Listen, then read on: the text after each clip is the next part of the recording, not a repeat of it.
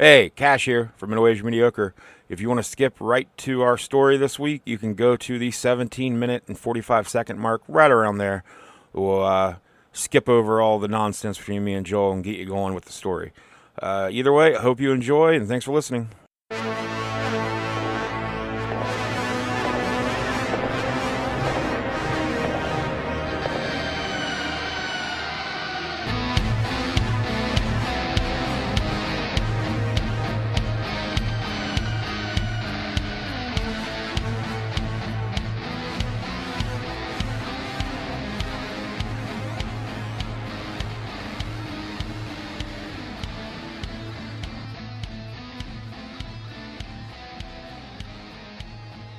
Hey, welcome to Middle Aged and Mediocre. I'm Cash.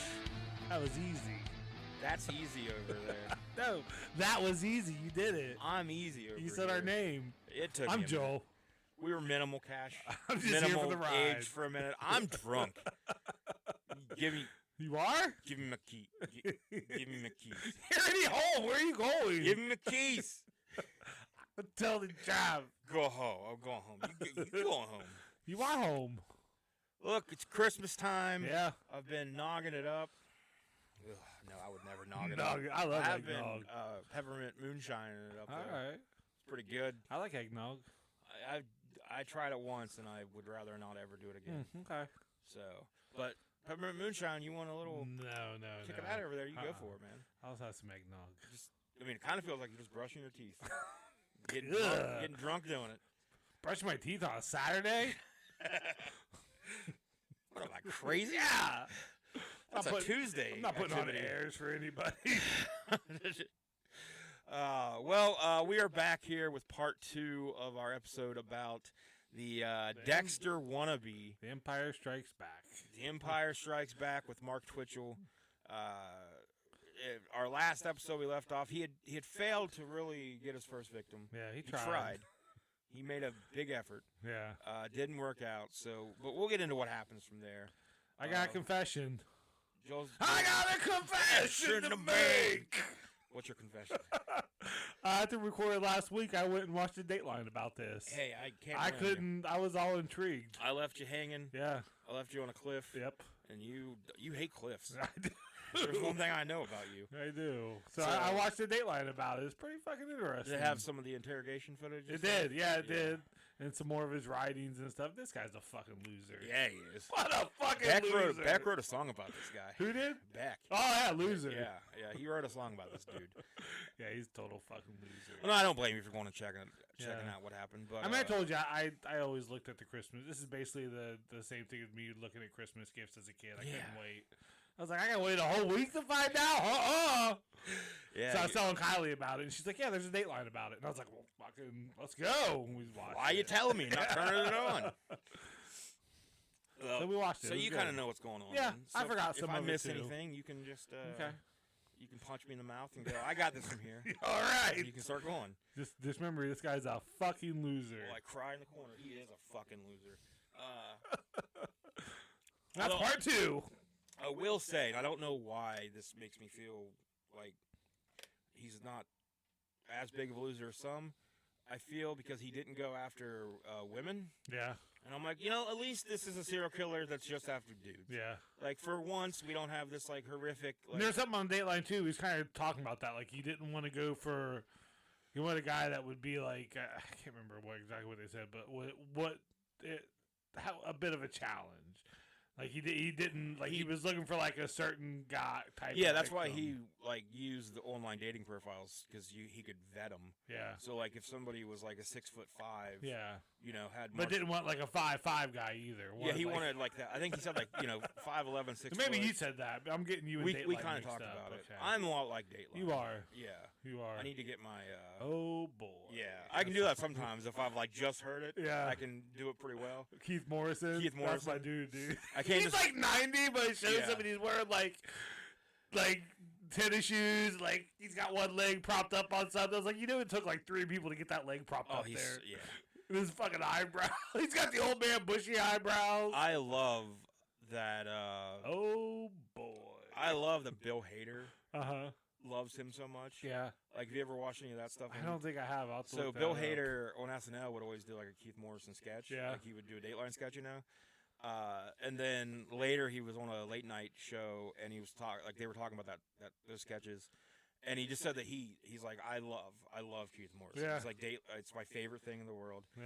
And he's like he's my favorite person, or whatever. So there's a whole YouTube video I recommend everyone go watch where Bill Hader went to the studio where they record Dateline and stuff. Oh shit! And do like the editing. And when he's in there where they're doing like the editing on the stuff, like they're just to show you what they do, they had like an older episode up and we're showing them how they. And as it like shows just a little bit of a clip of it as he's looking, you know, he's like, oh, that's the episode where, and he knows exactly what episode. Oh my god! So they're like, well, do you want to, while we get a voiceover from Keith, do you want to stay in the room? And he's like, yeah. So they bring him up like on screen where like you think that he must be like somewhere else and he's doing like a voiceover from whatever. And so they're kind of working with him, you know, and Keith Morrison's doing like the, you know, and the whole time, it was, you know, whatever. So then the guy that's recording it, he's like, hey, Keith, I don't know what's going on, but he's like, can you just come in here and we'll do it in here? And you can see Bill Hader's eyes like get like what's happening right now. And then Keith Morrison walks in and Bill Hader turns into like a 12-year-old boy. And he's like, oh my god, it's Keith Morrison. So then it's him and Keith Morrison like going back and forth doing Keith Morrison. Oh yeah, it's so good, awesome. man. Just to see somebody like have like such pure love for something. Yeah. But and the sketches are great because like when he does the sketches as Keith Morrison, like the more like twisted or violent something is, like he'll like get this like smile on his face and like his eyebrows will come up and like he'll like as like the victim or whoever or the criminal is explaining it, he'll like grab a bag of popcorn and be like, oh yeah. They're great. It's a great severed his arms indeed. There's one episode in particular that he loves and I forget what it is, but it's something about a trunk. I don't if you get some time, all right. Check out Bill Hader. Time. Yeah, Keith Morrison. All right. But yeah, I do. If I've heard Keith Morrison, I can do it pretty well, but I Yeah. can't just do it. And I'm like that with a lot of imitations. Sure. I have to hear it first. Sure.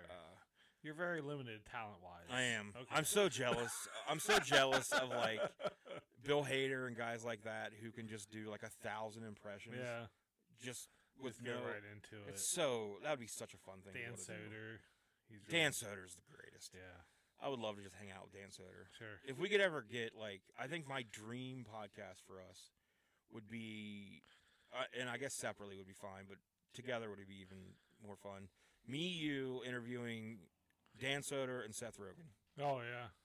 I think that would be the most fun time. You'd be all laughing. It would be the most fun time of our time. Stoner laughs. Yeah. It's like choir of Stoner laughs. Yeah. With Dan Soder just doing is like Jesse Ventura and Hogan impression. Yeah. The three of us Macho just get Man. stoned and laugh. Okay. Well, we do. You know, we talked about Christmas a little bit last week. It's closer now. Yep, 9 days from As today. soon as December 1st hits, man, it's like Christmas is here immediately. I've barely had any time to do any preparing or shopping or anything. I still have a day of shopping to do. You know what I did do last Saturday, though? I went and saw our buddy Sam at Dorothy's Pub in Marietta. Yeah. Because I did a little shopping at the record store. And when I saw Sam, you know, I got to do this number. I said, hey, I'll see you next year. And he hated it. He almost closed down the restaurant and just burned it to the ground. He's like, oh, yeah, because it's going to be almost New Year's. Yeah. So how do we? And I was so happy with myself. I walked out a little pep in my step. I was like, I want to see him in a couple of weeks, but I told him I'll see you next year. How do people put up with you? How do people put up with me? That's my Christmas gift every year. Just people just put up with me. I haven't even ate there yet. I really want to. Yeah, you need but to. just because of your vouching for it, I have told so many people about that place. Good. And they're always like, oh, so what'd you get? I'm like, I have not ate there yet. I am just telling you, you need to go eat. My man knows his hamburgers. My man says it's good. I'm like, I know of Sam. I hung out a little bit. Good dude. Hotel. Go eat his restaurant. And I'm like, it's a Wizard of Oz kind of like, because it's Dorothy's Pub. And I think his Facebook has Wizard of Oz. Yeah. Dorothy. So I was like, he's a cool, weird dude. Cool art on the wall. Yeah. He's just, it's a cool place. Check it out. Marietta High, Front Street. I do plan on eating And then there First soon, City Records, too. That's where I was hanging out with Aaron. And yeah. He had me send that He-Man art I sent you a picture of. And I need to go. Next time we go, like, thrifting. yeah. thrifting through the snow, I don't want a horse open sleigh, buying VHS, crying all the way. Because you're with me, and you're like, how do I do it? I don't want to put up with you. Next time we go over that way, I want to go to First City Records to check out their blues vinyl section. Oh, See, they've yeah. always got it. Oh, yeah. Good used blues record. Been getting into some different people and want to see if I can find some. Now, when you say you've been getting into some different people, like digitally, You can take it however you want it, man. Phalangely. Nice. That's never a term I hear often. Like, Phalangely? I want to phalange you. I don't know what that means. Your phalanges are like your fingers. Oh, okay. I want to phalange you. I call them my digits. Well, You're fancier than I am. I'm kind of a doctor. Kind of. Kind of a doctor. I don't know if you knew that or not. But That didn't. yeah, I have a doctorate in being kind of a doctor. All right, man. Well, so you got like, what's your Christmas, your number one, if you could have anything in the world, if Santa could bring you Fuck. anything in the world, what would it be?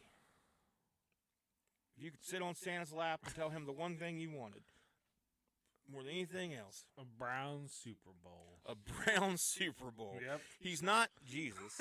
He's Santa. Honestly, I mean, I just material items. Well, maybe Belichick They will come go back and to go. Cleveland. No, I don't want that. You don't want that. Nah, You don't want a winner. I still can't believe I predict earlier in the year, beginning of football season, we predicted our Super Bowls. Yeah. I don't know what I was fucking drinking that day. I said it was going to be like 49ers and Patriots. Did you say Patriots? I did, because I was just trying to think of a team that like no one else was Did picking. I say Cowboys and Chiefs? Probably. I can't. I don't know. I've just been living with the shame of predicting the Patriots. For all this You had time. hope. Well, that's the Patriot way, man. I think Like, I year probably it saw like a seems- talking head talking like because at the beginning of the season, like Patriots are gonna be a lot better. What you think they're gonna be? Yeah. Because they got rid of that shitty offensive coordinator and Josh they made yeah. the playoffs the first year with the rookie, and I was like, yeah, Bill Belichick will find a way, and he has not found a way. Oh boy, he has not found a way. No. Yeah. But now the Browns are a top wild card team, and I would that's the one thing I would want. Yeah, that's why I wanted to be happy. In Cleveland. Everyone, my friends, my Everyone. family, yeah. But that's what I mostly want for Christmas, just happiness, togetherness. I mean, it's lame, but that's the truth. I don't. There's, yeah, Okay. yeah. I want Lily, my daughter, to be happy. Kylie, just you, Josh, buddy, old boy. Man, that is the Browns could probably be in the Super Bowl first. I'm kidding. They got Joe Flacco, baby. I'm kidding. Yeah, and man, you were so down on Flacco. I was. And then that dude And I'm came out afraid to there. get high on him. Because he still had a couple interceptions last week, but he's moving in the pocket better than what I thought he would. He already has a 300. Yeah. Like he already has more touchdown passes this year than Kenny Pickett. He was He's slinging played the ball. 2 games. Yeah. The Pittsburgh, but Kenny's got such small hands. Kenny. Yeah, he does. He has tiny little hands. This is an anti-Kenny Pickett podcast. I liked him. Like We're half anti. I thought he was gonna be. I thought the Steelers that was gonna be, but man, he is not. I don't. He's not him. Yeah, he's not. He's not him. No, I'm still riding the Cowboys. Yeah, For the NFC. they're looking good. They Super Bowl. handled the Eagles. Yeah. I mean, I don't know if anybody can beat the 49ers. The Browns can because they have. Yeah, I mean, NFL's weird. But God, all the Browns, they have to be the most injured team in the NFL, right? I mean, just every week, 2 more players are gone for the year, and they just keep next man up. Yeah. I think realistically, it's probably going to be more like 49ers and Ravens. Yeah.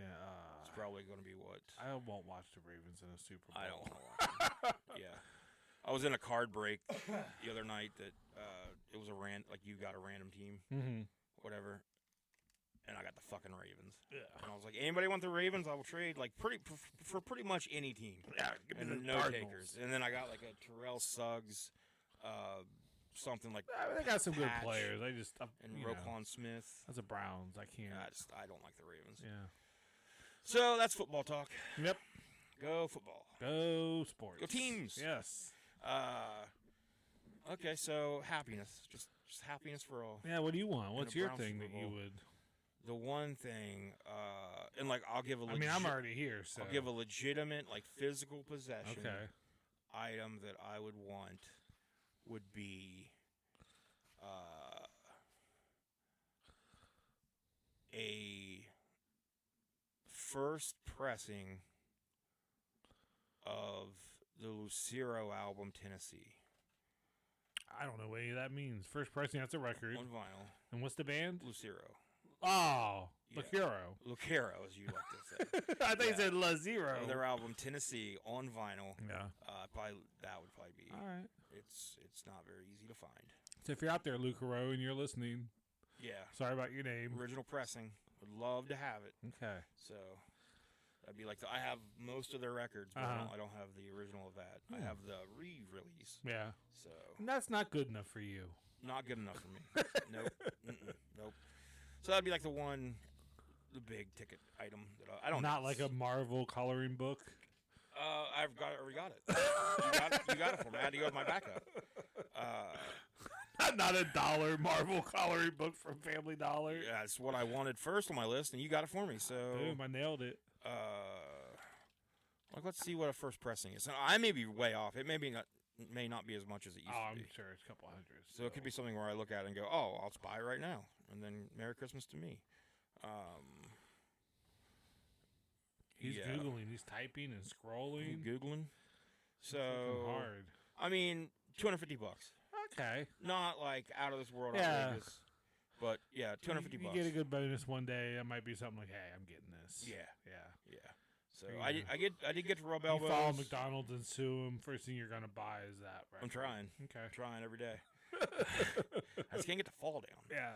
I did get to rub elbows with a CEO of a company. I heard. It was a fancy dinner, things like that. It was a pretty cool professional experience, I must say so myself. Seeing how that side lives,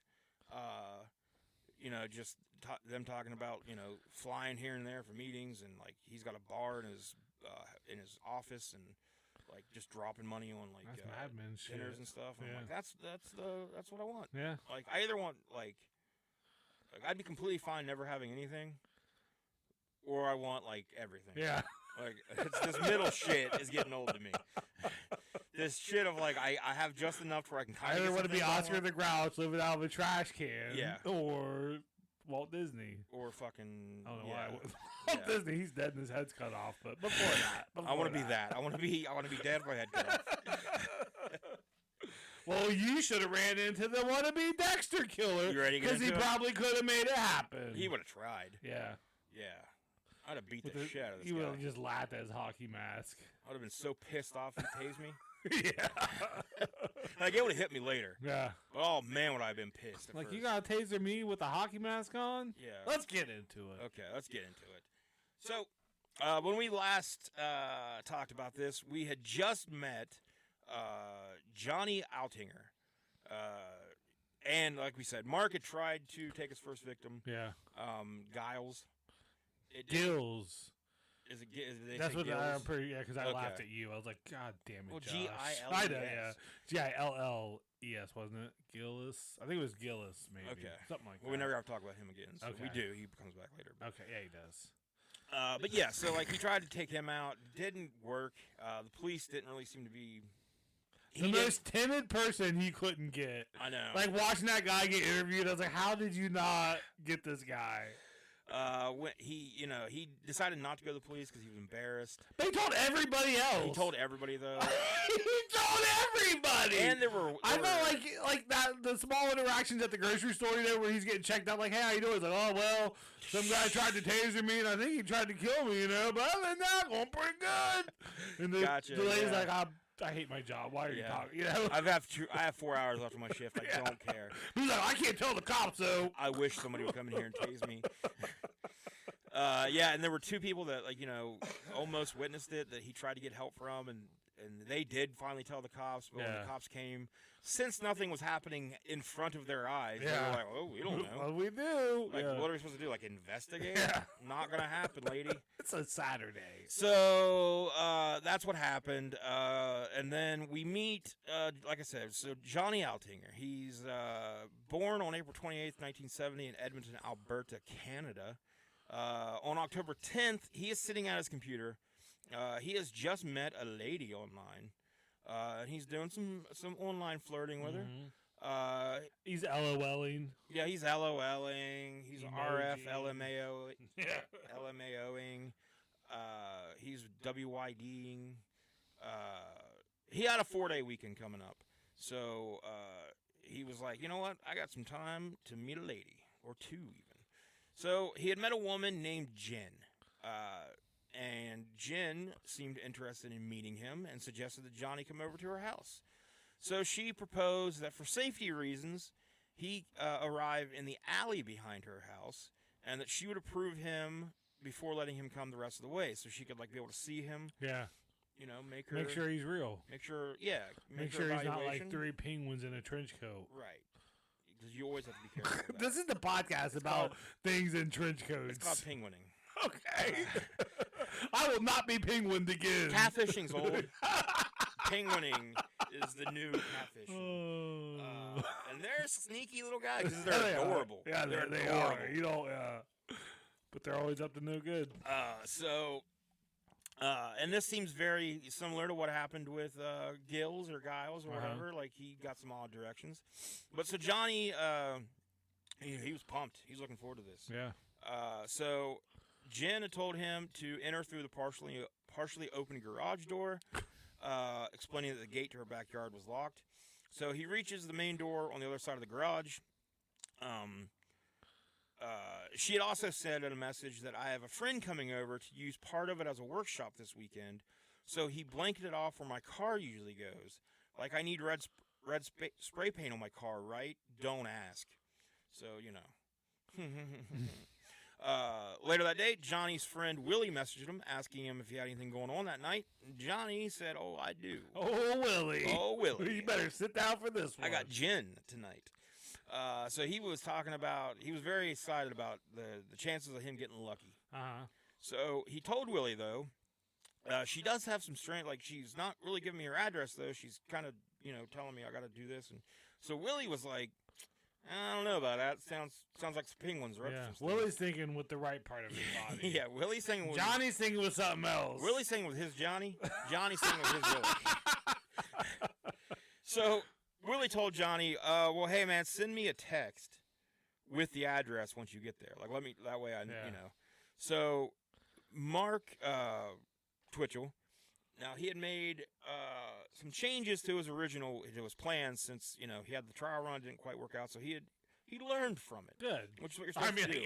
From your failures, you're supposed to learn. If you do the same thing over and over again, expecting different results, that's insanity. Yeah, and Mark, not insane. I don't.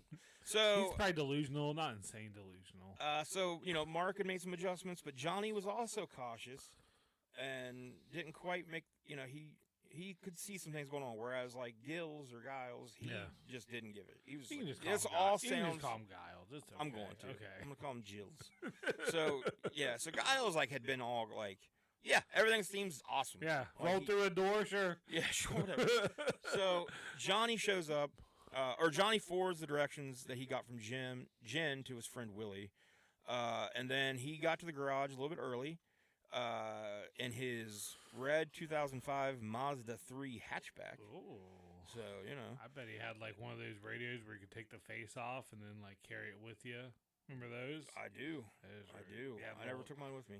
I did. Did you? I don't know why. I had one when I was a senior in high school, and like my first car was shitty 85 Buick Skyhawk. Like the only thing in it was that. Yeah. I was like, I'm taking this with me. So Mark sees the car pull up. He turns the light off and then gets himself into position. Johnny pulls into the driveway and comes into the garage, and he yells out like, "Hey, you know," that way in case the buddy. Hey, I'm not 3 penguins in a trench coat. Penguins. So Mark is staying quiet, and he's waiting for Johnny to keep moving, like past him, but Johnny's not moving. He's just kind of standing there. So Mark finally, he takes off his mask really quick, flips on the light, which is, I don't know why he took off his mask. Yeah. And he tries to, he tells Johnny, "Oh, hey, man, I'm a filmmaker. I'm getting this garage set up for a movie set that a movie I'm doing." And Johnny was just like, "It's not quite what Jen told me you were doing here." Yeah. But Mark introduced himself, tells Johnny he's a Star Wars fan. Mark tells Johnny that Jen's not home yet. She's going to be back in about a half hour. And so Johnny, the whole thing seems fishy to him, so he leaves. And he's like, I'll be back, but he leaves. Yeah. So Johnny then calls his other friend Dale, and he tells Dale what just happened. And then he goes online and he sends Jen a message, and she apologizes for being late, and asks him to come back though. She's home now. And Johnny is like, okay, cool, we're back on. So he tells Dale, hey, she was just running late. Things were back. Then he heads back to Jen's house. So he gets back, goes into the garage. Mark's still in there. The two guys kind of, nod at each other like, hey, what's up? And then Johnny starts to walk to the other side of the garage. And then Mark, in his journal, would later write, and he refers to John as Jim. He writes, because, covering your tracks. Yeah, when I describe the exact way I killed him, like, but the victim's name is John, and this is Jim. This won't stand in court. So he's so smart. He says, quote, the room filled with the echo of the pipe crashing into the back of his skull. I hate this fucking guy. I could feel my predator self take over. Oh, his dark half. And his dark passenger. He says, that one single motion was the end-all be-all. I had committed now, and there was no going back. The jig was up, and it was kill or get arrested for aggravated assault with a deadly weapon. Maybe even attempted murder. I won't go to jail. The son of a bitch didn't drop like the sack of potatoes I was expecting, though. Are you like in every movie he's watched where you hit someone once on the head and they just... bonk. Yeah. And you're out for 5 hours. A little tiny bump didn't grow out of his head and stars circling around. And I said, what? I didn't see a single Tweety bird. Yeah. Are you serious, I ask myself? I continued thwacking Jim over the head repeatedly, but it only seemed to fuel his adrenaline.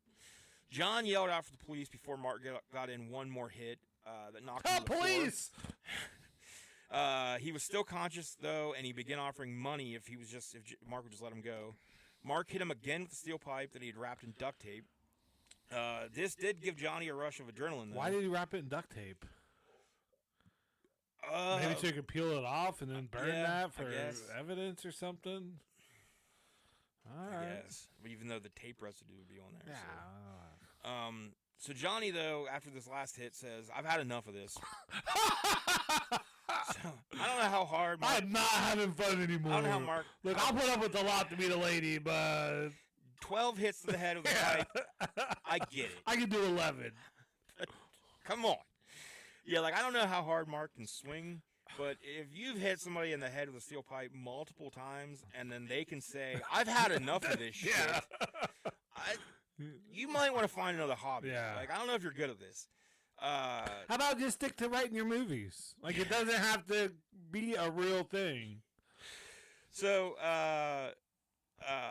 after he says, "I've had enough of this," he tries to grab the pipe, but then Mark pulls out a hunting knife and stabs Johnny in the stomach. Mark described Johnny's reaction in his journal, quote, "His reaction was pure Hollywood. The lurch forward with the grunt was dead on TV movie of the week stuff." Fuck this guy. God.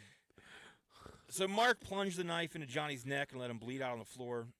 He noted that the killing happened off of the plastic sheet, so he would have to clean up the blood. He noticed that the garage door was still partially open, and he wasn't sure if anybody had actually seen the attack and called the police already. So he hurries up and he closes the garage, and then he waits to see if he hears any sirens.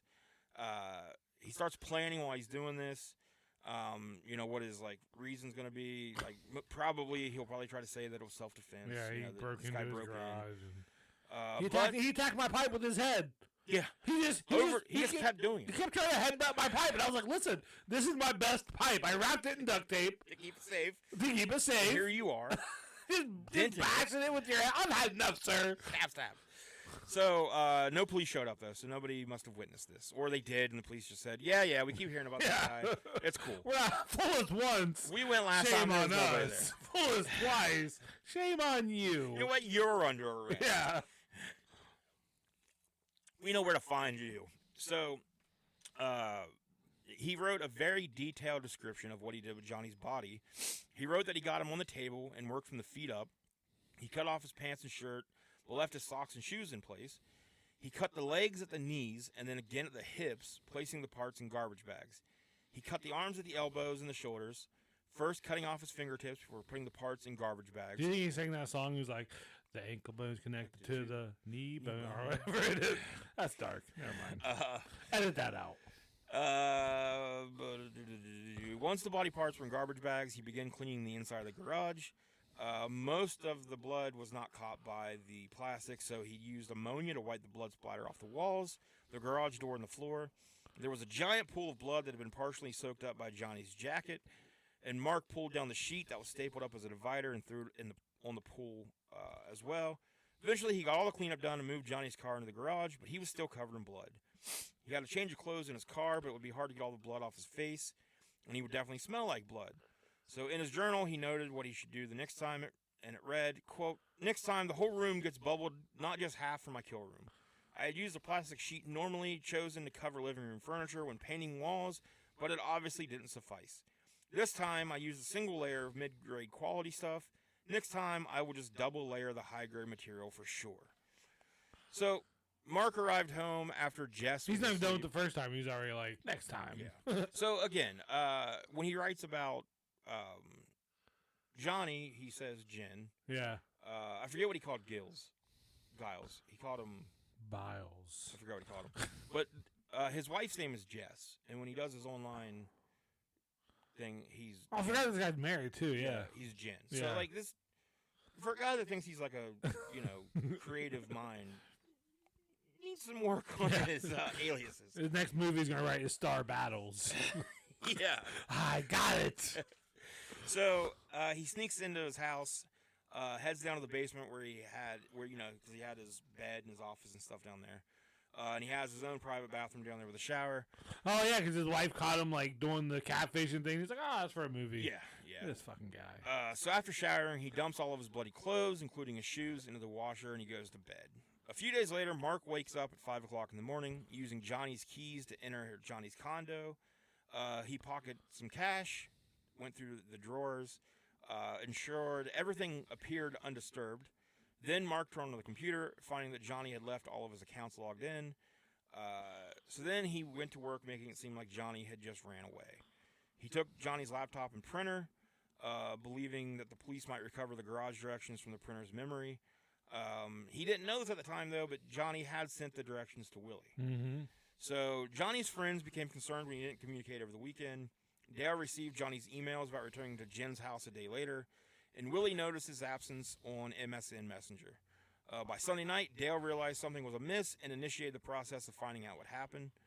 They heard back from Johnny on Monday, October 13th, though, claiming he had hit it off with Jen and was planning a tropical vacation. Suspicious, Dale tried to file a missing persons report, but the police dismissed it, assuming Johnny left willingly. As Johnny's friends gathered, they found its inconsistencies in the story. Dale eventually discovered an unlocked window at Johnny's condo. Upon entering, they found all his belongings, including clothes, luggage, personal items, and his passport. This evidence finally prompted the police to open a missing persons file. I guess, said the police. It's October. Well, is this going to stop you guys from like calling us if we Let's do wait this? till next year. So Willie let them know about the email with directions, which led officers to the garage. So, however, it was locked, and the residents of the house, who were renters, had no knowledge of the garage. They provided the contact information for the property manager, though. On October 18th, Constable Christopher Maxwell called Mark on his cell phone to confirm if he had rented a garage on the south side of the city. The constable inquired about the last time Mark had been there, and Mark responded that it was on Friday the 10th. Maxwell asked if Mark had seen a man, a red car, or if any women planning to meet a man were present. Mark answered negatively to all of these questions. Maxwell then requested Mark to meet him at the garage, and Mark agreed. At the garage, Constable Maxwell, accompanied by another officer and their supervisor, found Mark. When they went around to the other side of the garage, Mark claimed there was a padlock that wasn't his, and the latch was screwed in from the outside. Mark easily removed the screws, unlocked the deadbolt with his key, and allowed the officers inside. They detected the smell of gas and something burnt. In the garage, they discovered a large table resembling one from a medical examiner's office, along with cleaning supplies on the floor. A receipt from a local hardware store dated October 15th, purchased with a credit card, was found.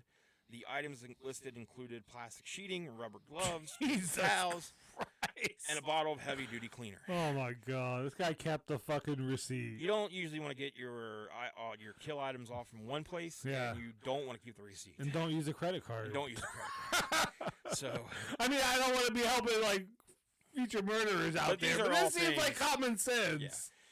So in the time following Johnny's murder, Mark had taken a 50-gallon metal barrel and the dismembered body parts to his parents' house while they were away, attempting to burn the remains. However, Mark underestimated the difficulty of fully incinerating a body.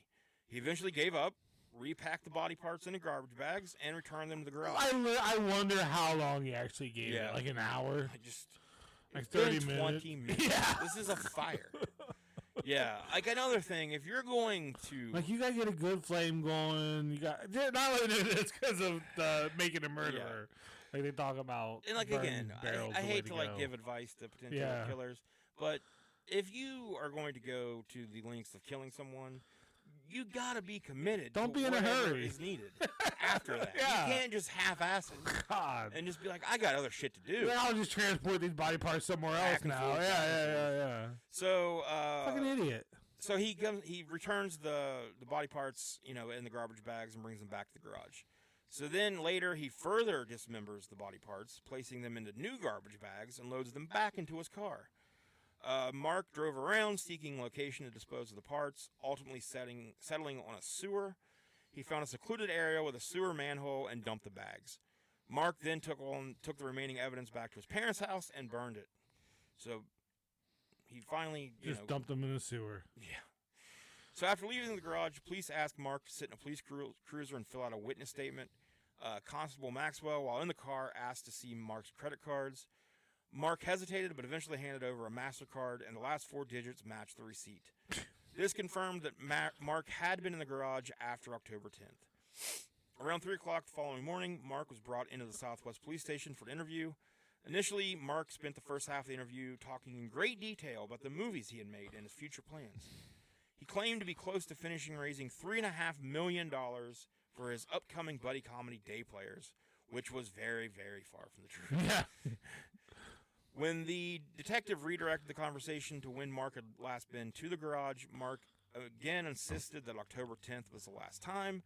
However, he then admitted to stopping by a few days later to drop off some cleaning supplies. The detective found this suspicious, considering Mark's house was on the other side of the city, making an inconvenient trip just for cleaning supplies. Yeah. Mark tried to play it off, but the detective pressed further, asking about the kind of supplies kept in the garage. Mark listed off props, including a set of knives, duct tape, and swords. The detective remarked on the coincidence that they were drawn to the garage due to a missing person supposedly going there. Mark acknowledged the eeriness of that situation, expressing a weird chill when informed by Constable Maxwell. He began questioning who knew about their activities at the garage and the shooting schedule. The detective noted the irregularity in the garage being associated with a missing person case, leading to an exchange about the unusual circumstances surrounding Mark's connection to the investigation. Mark attempted to deflect suspicion by playing the classic, who else would have done this, man? Yeah. Expressing confusion and suggesting others might be responsible. However, the detective remained unconvinced as Mark's story did not add up. Mark claimed to have met a guy in the garage after October 10th, but the details were murky. The detective probed Mark about the foreign padlock, and Mark suggested someone else might have switched it. The detective questioned the possibility that whoever Mark met at the garage might have had access. Despite Mark's attempts to muddy the waters, the detectives remained very skeptical, especially considering the peculiar items stored in the garage, such as knives and duct tape. Mark continued to feign ignorance, maintaining a facade of cooperation. Despite the lack of concrete evidence, the story Mark presented was inconsistent and raised suspicions. Eventually, the police had to release him due to the absence of any actual evidence. Mark continued to engage with the detective, though, talking extensively about various topics, from his movies to personal details. Within a few days, homicide detectives took over the case. They reached out to everybody who knew Johnny, attempting to locate him. Failing to find Johnny, they initiated the process of obtaining a warrant to search the garage. And we will take a break right there, and then come back and Nail this fucker to a wall. finish up the story of Mark Twitchell. So be right back.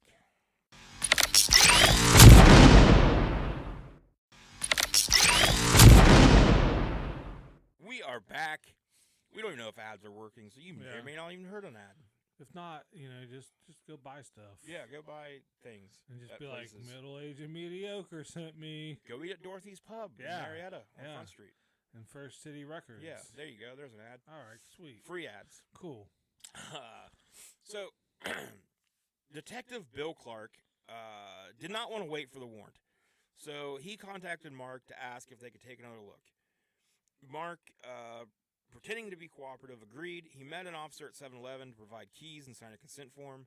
However, Mark used this opportunity to share additional information, including an alleged car break-in and an encounter with someone selling a car.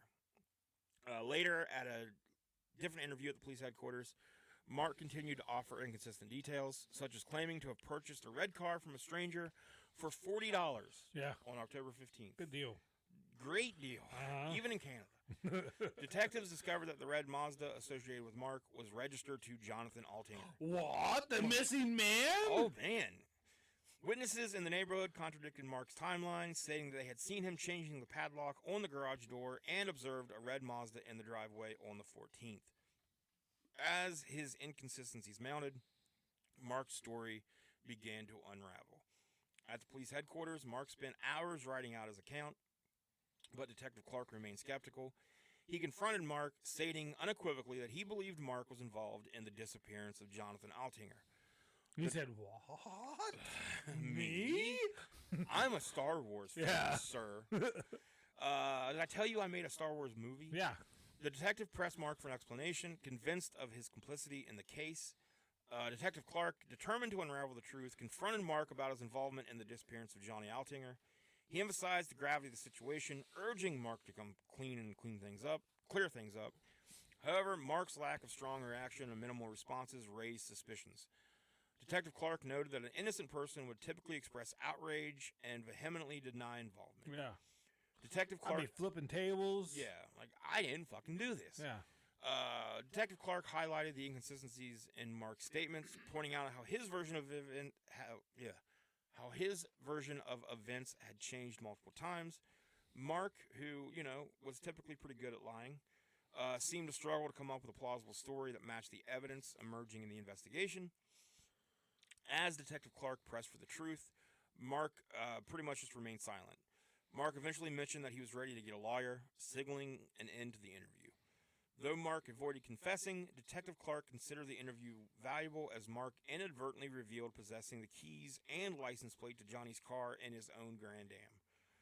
Despite lacking enough evidence for an immediate arrest, Detective Clark didn't let Mark off easily. In the elevator on the way to the main floor, he directly told Mark, quote, "I know you killed that guy, and I'm coming to get you. It's just a matter of time." Hell yeah. Once outside, Detective Clark seized Mark's car, citing Mark's admission of having Johnny's property in it as justification. He explicitly informed Mark, quote, "I'm seizing your car, and I'm taking it right now." Mark, realizing the escalating situation, expressed a need to retrieve something from his car. Yeah, like you just have like 5 minutes with the car first. Yeah, nobody looking. It's nothing to do with the case or anything. Yeah. I got to get my cassettes out of there. I gotta get my big box of porn out of there, and I don't want you guys seeing that. So Detective Clark firmly rejected this request and said, quote, "You're getting fuck all out of that car." Mark insisted he only That's wanted... what I have, a box of fuck all. I gotta get it. Mark insisted that he only wanted to get a cell phone, but Detective Clark responded with, "You get nothing." Mark reluctantly handed over his keys and walked away. Investigators then obtained search warrants for Johnny's car, Mark's car, the garage, and Mark's house. The search uncovered various incriminating items. In Mark's car, they found a hunting knife with blood on it, a duffel bag with bloodstains on the handle, and a bloodstain on the trunk's carpet. In the garage, blood was discovered throughout, and Mark's house yielded a hockey mask painted gold and black, a fake gun, a travel guide for Costa Rica, postcards from Costa Rica, and a book titled Crime Scene: How Forensic Science Works. I read on the shitter. What? So, he drove to the police station with the bloody knife and a duffel bag with blood on it. Yep. What the On Mark's computer, a deleted file titled SK Confessions was recovered. The content shocked investigators as it detailed how Mark had But lured... they said the guy's name is Jim! This can't... Shit, we got the wrong guy, detective. Oh, no, he killed a guy named Jim. But This has nothing to do with Johnny. The content shocked investigators as it detailed how Mark lured Johnny to his garage and killed him. Astonishingly, the document revealed Mark had attempted a similar plan before, but the victim had managed to escape. DNA results from the blood stain in the trunk of Mark's car confirmed it belonged to Jonathan Altinger. Subsequent DNA results consistently linked Mark to the crime. During this period, Mark was hiding at his parents' house. The police, posing as potential investors for day players, arranged a meeting with Mark on October 31st. They'll never find me here at my parents'. My parents' house. Unaware of the impending arrest, Mark thought he was about to secure funding for his movie. Just the dumbest. You have had no luck getting funding for this movie. Yeah. And now, in the middle of a police investigation, there's just two random investors that are like, we really want to give you money. Right now. Yeah, We right. need to meet you right now for this money. As Mark walked to a nearby coffee shop, police cars surrounded him, and he was ordered to the ground. Mark was arrested. He's like, no, I gotta beat investors. Oh, no. Oh, it's so close. This is the worst. Can I just go to the coffee shop for a minute? 5 minutes. Mark was arrested and charged with first-degree murder. Upon analyzing the clothes he wore during the arrest, both his shoes and belt were found to have blood on them, matching Jonathan Altinger. On November 2nd, Giles, the man who had escaped Mark's previous attempt, learned about the arrest from a friend who had read an online news article. The article included a picture of the hockey mask, the same one during Giles' attack, and now he headed to the police station to share his experience. In recounting his struggle with Mark, Giles highlighted how Mark's actions deviated from what one might expect in a criminal scenario. Despite having the opportunity, Mark didn't immediately incapacitate Giles with a weapon. Instead, he opted for the non-lethal approach using a taser. Giles also noted that Mark didn't display professionalism, as evidenced by his unconventional and seemingly inexperienced tactics. Mark's failure to effectively use a fake gun and a plastic taser device suggested to Giles that this might have been Mark's first attempt. Following Mark's arrest, investigators faced a challenge in extracting information about Johnny's whereabouts. Mark initially refused to divulge any details and insisted on consulting with a lawyer before cooperating. Subsequent attempts to make him reveal the location of Johnny's remains, including a car ride around the city, proved futile.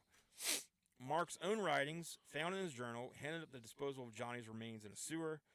In his entries, Mark described a calculated choice of location, reasoning that the older, less congested neighborhoods with alleys provided a suitable environment for his dark activities. As investigators revisited the garage and pointed out Mark's actions, he maintained a stubborn silence. Despite efforts to jog his memory and encourage him to disclose the location of the body, Mark remained uncooperative. Eventually, he was taken to jail where he awaited trial. Mark's notoriety grew, with his face plastered across newspaper headlines, making him the most famous prisoner in jail. To ensure his safety, he was moved to a more secure area on the top floor of the jail. However, Mark, displaying a narcissistic demeanor, continued to express displeasure with the way he was treated, including being interrogated extensively and being arrested without I made a prior Star warning. Wars movie. Treat me with respect. Being arrested without prior warning. Yeah. He didn't like that. You guys didn't tell me you were going to tricked arrest me. You have to tell me. Yeah, I thought I was going to meet investors. Amidst Mark's legal proceedings, Jess took proactive measures to distance herself from her husband's crimes. She hired 2 lawyers, one specifically to serve as her legal advocate, acting, as the go-between between her and the police. This meant the police could no longer communicate directly with her. The second lawyer handled the divorce proceedings, which were filed by mid-November. In addition to seeking full custody of their daughter, Jess also requested a restraining order against Mark. Eventually, she moved away from the area and changed her name, likely as part of an effort to distance herself further from the consequences of Mark's actions. Despite extensive efforts by the police to locate Johnny's remains, including an initial focus on the sewer manholes in the eastern part of the city as described in Mark's writings, the search was unsuccessful. The investigation expanded, but the whereabouts of the victims' remains remained elusive. By October 2009, Mark had been denied bail, and the judge decided to cancel his preliminary hearing. This hearing, typically used to assess whether there was sufficient evidence to proceed to trial, was deemed unnecessary due to the overwhelming evidence against We got Mark. this guy. Detective Clark met with Mark to deliver this news and once again implored him to disclose the location of Johnny's remains. Mark reacted with anger, maintaining his innocence but refusing to provide any details that could support his claims. Mark, exhibiting his characteristic hubris, continued to believe he was smarter than those investigating him. Despite being caught quickly and making numerous mistakes, he declared his intelligence and innocence, confident that everything would come to light during the trial. Nevertheless, Mark's denial did not deter the detectives, who were determined to secure a body to eliminate any doubt about Johnny's fate and ensure the maximum sentence for Mark. The trial began with Mark entering a plea of not guilty. Mark's defense strategy was centered around an unusual claim. He admitted to killing Johnny, but asserted that it was an act of self-defense. Oh. According to Mark, the writings in SK Confessions were works of fiction based on some facts. He argued that he set up a fake dating profiles to lure men to his garage, intending to create a more convincing story for his horror film House of Cards. The film, Mark explained, was part of a larger concept he called Maple, multi-angle psychosis layering entertainment. The idea was to blur the lines between fiction and reality, making the film appear as if it were a real-life urban legend. Initially, Mark's plan involved convincing the men who arrived at his garage to play along with the fabricated attack story. However, he claimed to have changed his mind and instead physically scared them. In Johnny's case, Mark said that he revealed the absence of, quote, gin, explained his Maple plan, and as a result, Johnny attacked him, leading to a situation where Mark had to kill him in self-defense. Yeah. That's definitely what happened. However, the prosecutor dismantled Mark's narrative during the trial. The prosecution questioned the plausibility of Mark's self-defense claim, especially given the extent of the violence and dismemberment that followed. The prosecutor highlighted the questionable circumstances, such as Mark's supposed unplanned use of a pipe, which coincidentally matched what he had written about in his plan. Additionally, the set of field tools conveniently present for dismemberment raised suspicions. Mark insisted that was all just coincidence.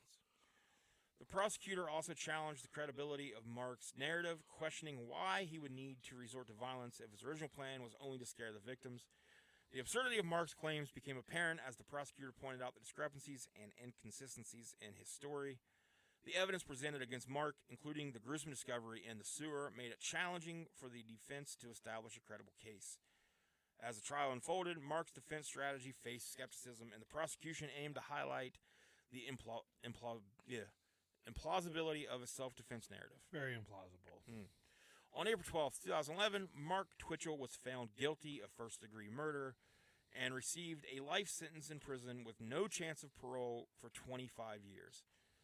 The prosecution decided not to pursue another trial for the attempted murder of Giles, since even if successful, it wouldn't extend Mark's sentence. In Canada, 25 years is the max sentence, even for multiple convictions. Oh, wow. Yeah. Mark would be eligible They're so polite. They're very polite over there. Mark would be eligible for parole after 25 years, but there was hope that it would never be granted, especially considering the disturbing plans he revealed in his journal to kill more individuals, including those he disliked. His potential targets included a former boss he had a strained relationship with, and the ex-boyfriend of a woman named Tracy, with whom Mark had an affair with before Johnny's murder. During the trial, jurors were given excerpts from SK Confessions to read along as it was presented in court records. Certain parts were excluded due to being deemed too prejudicial for the jury. One of the excluded portions was Mark's self-diagnosis, written weeks before Johnny's murder. In it, Mark described himself as a psychopath, admitting to be a pathological liar and lacking feelings like remorse or guilt. He discussed his ability to put on a facade of being a social and upbeat person despite his dark side. Mark filed an appeal, initially claiming that media attention had tainted the jury and arguing there was enough evidence to raise reasonable doubt. However, he later withdrew the appeal 9 months after filing it, recognizing its futility. His attempt to challenge the logic of the Crown's case was dismissed, and his appeal did not alter the conviction or sentence. Mark Twitchell remains incarcerated, serving his life sentence for the heinous crime that he committed. So, lots of time to write movies. His first chance of parole will be in 2036. Okay. So 13 years or yeah, 12 years. 12 years. He's still got some time. I don't see him ever getting out. No. So good riddance. Yeah. Good riddance to Mark Twitchell. The Dateline I watched, they were asking him about the car, and he claimed that he was just walking, and someone drove up to him and was like, "Hey, I'm leaving the country. You want to buy this car?" And he was like, "I thought it was crazy, but Yeah. and he bought Couldn't it." pass up this deal. Yeah, and like they had video of them like after he was arrested, taking him back to the garage, and they just kept calling it the kill room. Uh-huh. And I was like, they're just fucking with. Did this they have guy. like the video footage of like where that detective is like just giving him shit? Yeah, I think they did have that. Yeah, like on that there. dude was just like. I mean, everyone can see it's just such, and he's Well, such a lot a of narcissist. a lot of times you get detectives and they like just stay friendly. Yeah, I won't be the That good way, cop. hoping Yeah. that they kind of build that relationship. Like, and I'm the your good- only way out. I'm Yeah, your yeah, buddy. yeah. I'm But trying this to guy help was you. just like, "You're a fucking idiot. Yeah. We're gonna fucking nail you to the ground." Yeah. So. Like in Dexter always got rid of his bodies in the ocean. Mhm. And there's no oceans in Canada, so he went and did the sewer. The sewers. That's just like the ocean.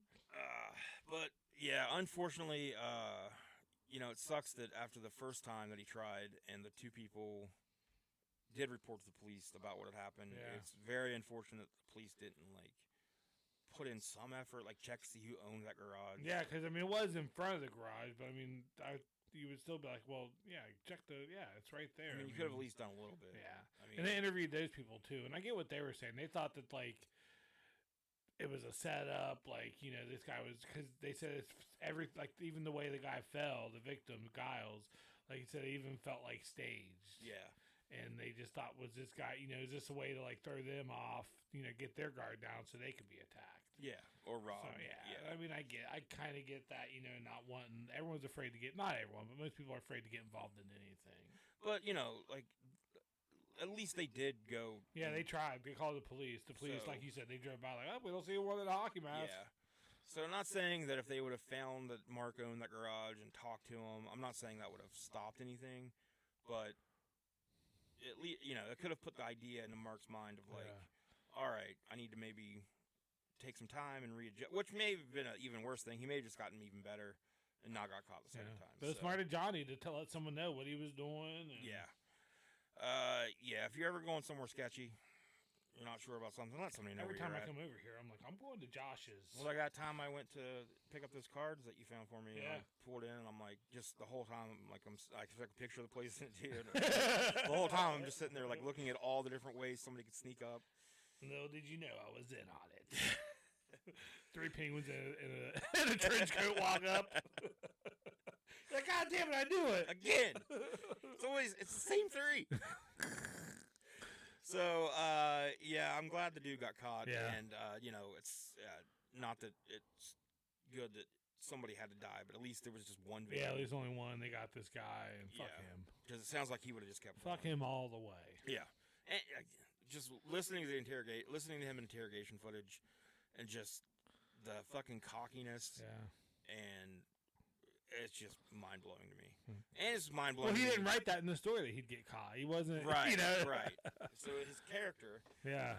but You should watch the Dateline. You should. I will. I'll check it out. Yeah, I have been watching a lot of interrogation videos Uh-huh. here lately, and it just. I cannot believe how many people think that they can talk themselves out of it. Just say I want a lawyer immediately. Yeah. Unless you have nothing to do with it, then Even then, then, Because even then, I mean, yeah, you could be. because that whole thing of like, well, if I say I want a lawyer, I'm gonna look guilty.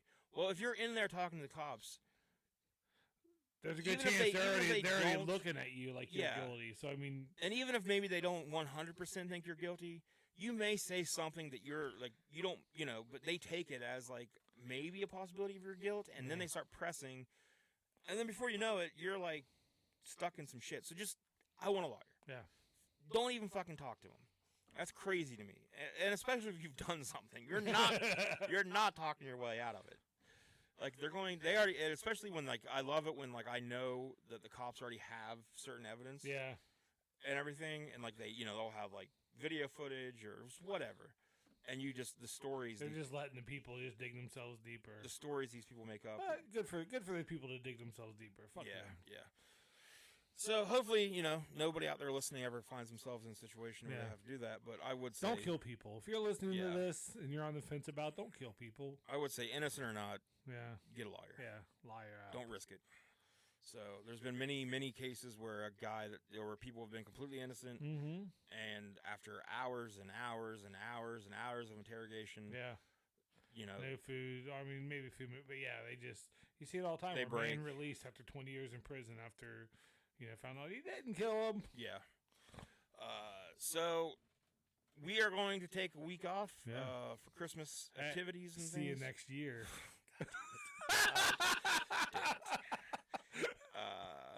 I thought you were just clicking it off right there. Yeah. Well, no, we'll be back on the 30th. Maybe. Maybe. So If not, you can hold it till then. Our last episode should be out December 31st for the year. damn it. So, and then you can make that joke. Okay. So save it for the 31st. See you next week, then I'll see you next year. No, you'll see it 2 next weeks. week's Christmas. God damn it. Then that. So I hope everyone out there has happy holidays. Have a holly jolly Christmas. It's the best time of the year.